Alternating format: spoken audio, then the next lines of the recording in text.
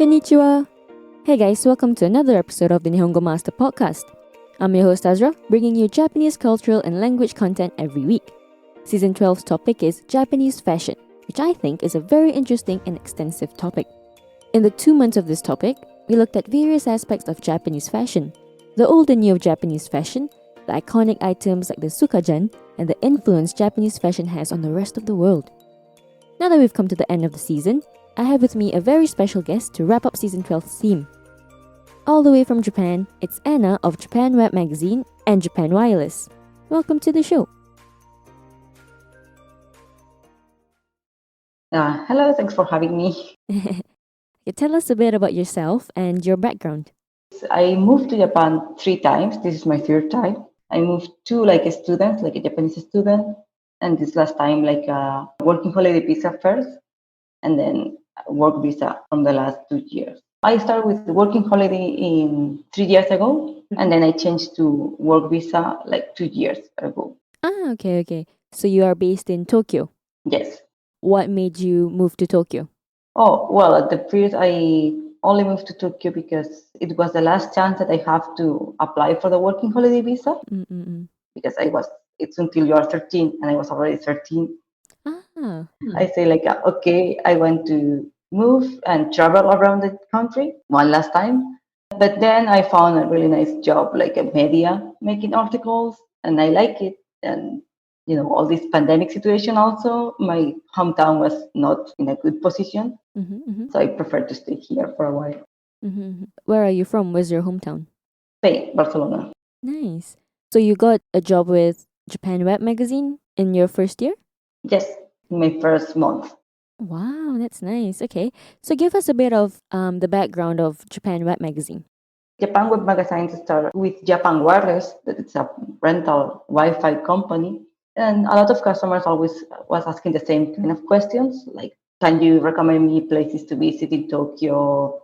Then they decided to start a blog to have a kind of summary about the best things to do. And then we can help the customers also to enjoy it, not only with the Wi-Fi, but also about what places they should visit or go to eat or things like that. So you're mainly Japan Wireless, and then Japan Web Magazine is kind of like a secondary. The main is Japan Wireless, and Japan Web Magazine. It's inside of Japan Wireless. Okay. But it's a start like secondary, but then we start growing and growing, and now we have two different teams. It's also about support Japan Wireless customers. Nice. How were there any challenges that you faced in the past couple of years in the company?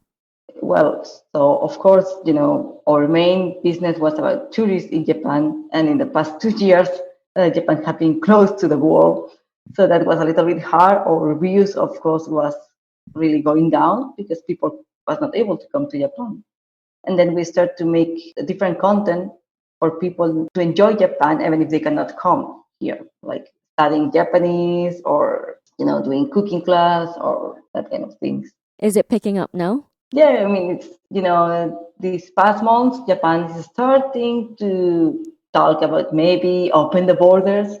So people is also, so maybe we can go in the next month and things are going back to normal finally.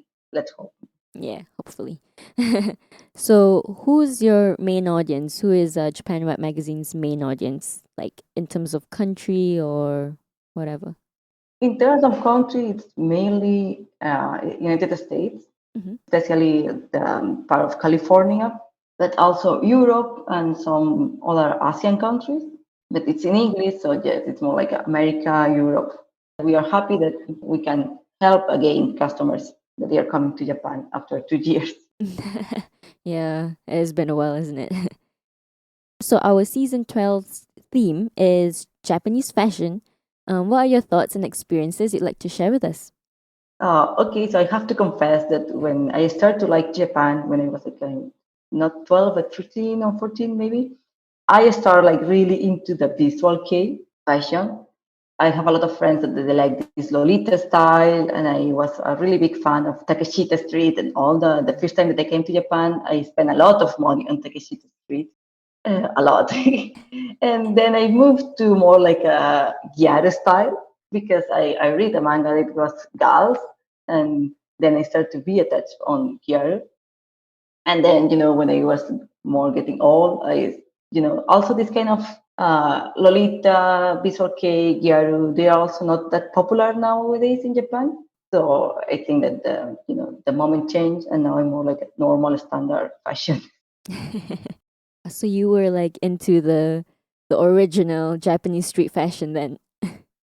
Yeah. My hair was like a purple and red, and I have a lot of piercings, and I was going to the Visual Kei live, like Wow. a really performance. Nice. So you were in Japan when you were a teenager before then? I was my first thing was when I was 18. Okay, nice. That was probably one of the peak of Japanese street fashion, like the subcultures and all that, right? Yeah, then I came back almost 10 years later, probably. Mm-hmm. No, not 10 years, but when I was 24. And I was like really sad to see that when you go to Takeshita Street, there's not like people in the Visual K anymore, because the first time when you was in Sunday, there was a lot of people doing cosplay about visual bands like Get Set, Dylan Gray. But when I come back, I was expecting that, but the trend was dead, kind of. Yeah. So you basically saw the whole change from the original streetwear culture to now that it's like not as like now I think there's like a part of Harajuku that you get a lot of people taking pictures and stuff, but I feel like that's the only place that you see subcultures nowadays, right? I mean, there's some few stores that they still have Lolita, and maybe you can see some of the stuff in the store. Feeling now is that they are more foreigners having this kind of clothes style than Japanese. It's like foreigners, they really love that style, and they get stuck in that maybe Japanese era. Mm, And when you go to Harajuku, you see more foreigners in a Lolita clothes than Japanese in a Lolita clothes. yeah. What do you think is the current Japanese street fashion now? Now I think that they are more like the normal urban fashion. I mean, they like really like brands like Supreme or brands that they are like really in all the countries. I think that also they have a really tendency now to black and white. Very different from like the subcultures where it was just neon and colorful, right? How has the shopping scene changed as well, do you think? So that's I told you the first time that I went into Takeshita, almost all of the stores was about these visual stores. They changed to Korean. Mm-hmm. Probably now K-pop is also become a thing in Japan in Takeshita Street, and more like, let's say, not formal, but everything is more like a Uniqlo. Yeah. In Japanese they say otona, that it's more Mhm. like adult. Yeah. Yeah, I think so as well. What do you think about like traditional Japanese clothing? Like, do you see it out on the streets as much nowadays? I mean, you can see not all the days, but you can still see women. Usually, they are more like old women wearing kimono for special occasions. But wearing a kimono it's really difficult. It's not easy. It's more complicated than people can imagine and put all the dress. But especially in summer, now in summer with all the matsuri and hanabi taiko, I mean the festivals and fireworks, more than kimono, you can see people wearing a lot of yukata, Mm-hmm. kind of summer kimono, more easy to wear, but it's more like, for a special situation. Oh, and in March, of course, in March in Japan is the month that people graduate from the university, from the Mm-hmm. college, and from the graduation ceremony, they are wearing the kimono as well. But it's for special occasions, Mm-hmm. or more like all women, they still have kimonos at home. Yeah, I think I noticed that as well. Like in our first episode of the season, we talked about like wafuku and yofuku and how nowadays it's more towards, Western style clothing than it is like traditional clothing, right? I mean, it's still not that, but it's for matsuri they want a yukata, of course, but if not, they then more like Western style clothes. Do you have any tips and advice for those who want to get into or know more about Japanese fashion? Not tips, but there are some magazines that are still about Japanese fashion, and there are a lot of magazines. In fact, you can choose the style that it fits more with you, or you feel more confident because there are a lot of styles. And yeah, but usually it's go to Takeshita, Shibuya. They are the most popular places to buy clothes. and you can see how the people is wearing or what people is wearing, and then try to do the same, or at least what they do. I mean, if they like Western clothes, the style is different. For example, Japanese woman doesn't like to show too much the skin here, like shoulders or things like that. It's the Western style, but in a Japanese way. Sometimes there are some dresses that in Europe we put the dress like only like that, but they have a t-shirt and then the dress. So it's a little bit different. But Yeah. it's also nice. So they're more modest. They like to cover up, even in summer, right? Yeah, I mean they like to cover because for modest, but also because in Japan they really like more like have the white skin more than tan. Mm-mm. So they always cover even in summer. They have these gloves that they are from here. They are really long gloves. It's like, come on, it's summer, it's hot. Yeah. Japanese summer is very hot, like very humid, so it's strange to see people like fully covered in that weather, I think. But Yeah. it's especially a woman for that because they don't want to get like more like a brown Mm-hmm. tone of skin. They like really white. Like super pale. Yes. For me, it's different because in Spain we have a lot of sun, Mm-hmm. so people usually prefer more like brown. So it was a kind of shock when I came here. Oh yeah. How about now? Do you wear the gloves and the hats? No, it's still not. It's like, no, I'm sorry, but it's too hot. I'm going to just go on my own. Yeah. Me too. So right now, Nihongo Master is in the midst of our Tour of Japan campaign, and we're wrapping up the Kansai region. From your knowledge and experience, could you tell us anything fun and wacky about Kansai? I mean, Kansai, especially Osaka, is the most famous city about Kansai, Mm-hmm. and they are considered the most like funny people in Japan. Yeah. Usually, the comedians in the TV they are always from Kansai. Mm-hmm. Osaka is called the kitchen of Japan because they have a really good food like okonomiyaki, takoyaki, and this kind of food. Yes, I went to Kansai in fact 2 years ago. You can just go to Dotonbori and there's a lot of things to do there, and it's pretty fun and people it's more open. And of course, if you want something like super fun in Kansai, now the trend is go to Universal Studios Japan because they have the Harry Potter area, but also the Mario area. And I haven't been there yet in the Mario one, but my friends say that it's like really amazing. I went to the Mario World before I left Japan. It was really good. It really felt like you're in the world. I think that they're going to make, I think, a Pokemon area soon too. Wow, that's gonna be pretty popular. Kansai, as at least Osaka, is also known for its like wacky, unique fashion culture as well. What do you think? I didn't have, I mean, in Tokyo, so I didn't have been in Kansai that much, Mm-hmm. but I think that yes, they are popular in Japan for that too. If you come to Japan, you need to go to Osaka because it has a lot of good things to try, see, eat, especially eat. Mm-hmm, mm-hmm. Do you think the culture is very different in like Osaka and Tokyo? Some things are the same, but the personality is kind of different. They are more open in Osaka. For example, in Osaka, they like to be tan.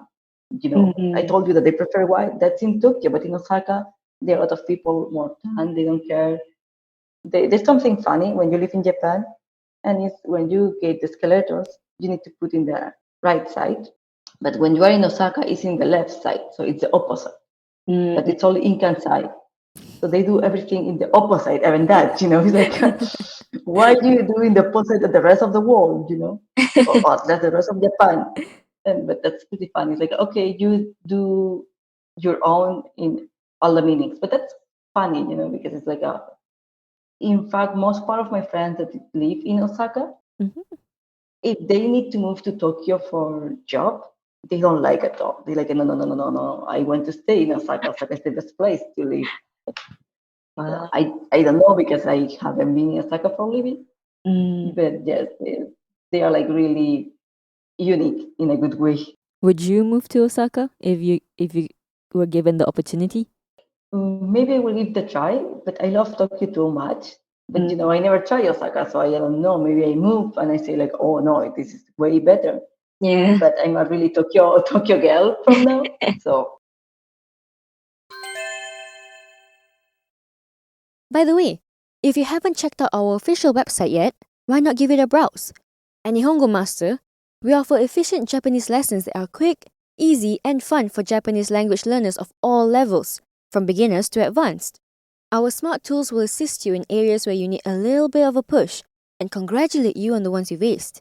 With a community of over 50,000 Japanese students, you're not alone on your learning journey. Make new friends and improve together with our point system, collecting points as you go along. Ask away any questions you have on our group discussion pages. There's sure to be others as well as our Japanese instructors that are quick to answer. You can also take Nihongo Master with you on the go and learn Japanese as you trot the globe. Practical, right? Okay, so let's change things up a bit. In our last interview, we had this expectation versus reality segment, and the listeners love it. So I'm thinking it would be fun to do it again for our episode. So it will be an expectation versus reality of Japanese fashion, which can be quite insightful for some of our listeners. well, for example, I told you, but one of the things that it was an expectation but reality lately, because I was working like a tour guide for a while, and it's people go to Takeshita expecting to have the old style there. Now the style is completely different. Mm-hmm. So in some point, there are people that they are like a little bit disappointed, because the pictures in the like guys usually it's from 10 years ago, and Mm-hmm. people are expecting that, but the reality is a little bit different nowadays.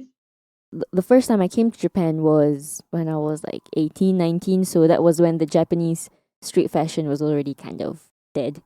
When I came, I still felt like it was pretty cool just because I saw the shops, all the like subculture shops. But now, I think even the shops are not there anymore. Not as many, I don't think, right? Yeah, as I told you, most of the shops just changed to food or Insta food, like this kind of food that is cute for Instagram pictures, or K-pop makeup or Korean makeup. Mm-hmm. Mm-hmm. I feel like the Takeshita is not Takeshita anymore. They only Mm-hmm. have maybe 3 or 4 closed stores left. All the others are like completely different. And yes, I told you in the there's a bridge in Takeshi, well, in Harajuku that connects with the Yoyogi Koen, Mm-hmm.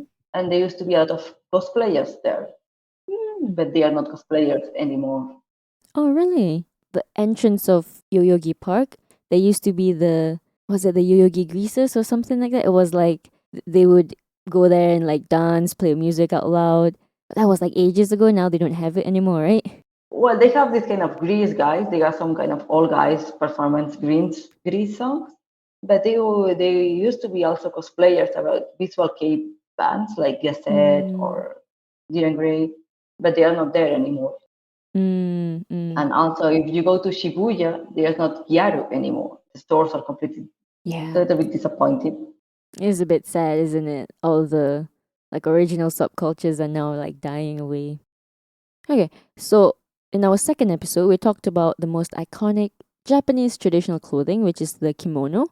Actually, in our first episode as well, and we briefly looked at wafuku to mean Japanese clothing, right? So, what do you think about traditional Japanese clothing? Do you think we talked a bit about how we see some of them on the streets, but is it normal to wear it like every day? Will it be weird? Do you think?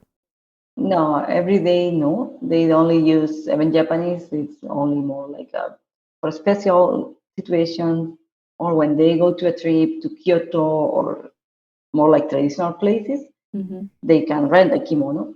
But it is also because I told you the yukata is kind of easy. You can do by yourself.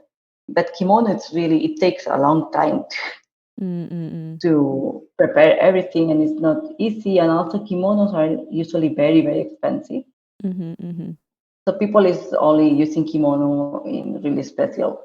Japanese girls still like kimono. We don't have this kind of traditional clothes in Spain or maybe not in the States. So they're still keeping the tradition, but only for really special occasions. Do you think it will be okay if someone were to wear, say, the yukata every day? I mean, if you want to wear the yukata, of course, it's no problem, but they are not wearing every day. They are more Mm. like for festivals. Also, because usually when you wear the yukata, you have these special shoes And I can tell you that they are really, really painful. Okay, I tried once. No, it's painful. Yeah. It's not the most comfy shoes, are they? Yeah, but if someone really loves yukata and want to wear yukata all the days, one good thing about Japan is that people doesn't really pay attention to you, and you can wear whatever you want. That they are not going to tell you anything, Mhm. so you can feel free to wear whatever you want. And last but not least, the influence and the reach of Japanese fashion outside of Japan, both traditional and modern. So in our previous episode, season 12, episode 12, we looked at like Japanism in fashion. The term Japanism is mainly art and design, but I do also think that there is influence, like Japanese influence in fashion. What do you think? I mean, of course, there are some, even in Spain or in the United States, there are some this kimono style clothes, even in normal stores, you know. So I think that that's a big influence from Japan and people like it. And also myself, or maybe you said too, when we was more teenager, we was really into visual kei or, gyaru. There's still a lot of people also that like Lolita, for example. America or European countries, they also influence for Japanese. Also, they are Uniqlo in a lot of countries. For example, not only in Japan, Uniqlo is also having stores in Europe, in United States, probably in Canada. So Yeah. yes, I think that it's two sides. They influence us and we influence them. So thank you so much for your time, Anna. It was so much fun chatting with you. No, I want to say thank you for having me. Before we wrap up this session, I believe your company have tried out our online learning system. What did you think of it, and how do you think our program is different than the others? I mean, yes, we make a war article about that, but just personally, I try for several months, and I really like that I can do in my free times. I mean, I don't need to be like 1 hour. If I have 10 minutes, I can do 10 minutes. If I have 1 hour, I can do 1 hour. Also, they have this manga style lessons too. That was also really funny in a different way. They have podcasts that not only about this, but they also have like a podcast about learning Japanese. The Instagram, you have these flashcards that they are really useful and really nice too, even if they are not for people attending the course. And you can do from home, you can do from your mobile phone, or there are a lot of ways to do it. People usually is like, I cannot study Japanese because I don't have time. That's normal than most excuse. But I feel that with the Nihongo Master, you cannot have this excuse because there are a lot of ways to study. You guys have a lot of ways, not only the manga, but also the audio. So it's like you can do in any situation, in the train. It's like you will always have 10 minutes to at least study 10 minutes a day. And that's a good part. Perfect, thank you. And before I forget, where can people find you? What are your social media plugs? Or just a company social media, it's Japan Wireless Tokyo. And it's in Instagram, Twitter, Facebook. Not Perfect. TikTok yet. We are working on that. Coming soon.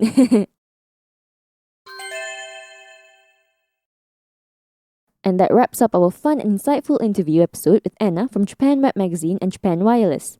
If you enjoyed this interview episode, let us know on our social media platforms. You can find us on Twitter, Facebook, and Instagram. Also on our platforms, you can find the Tour of Japan campaign, where we drop fun and interesting info about the region we're covering for the month. And if you're keen on picking up some more Japanese for yourself, pop onto our official website, nihongomaster.com, to learn more about our interactive online learning system.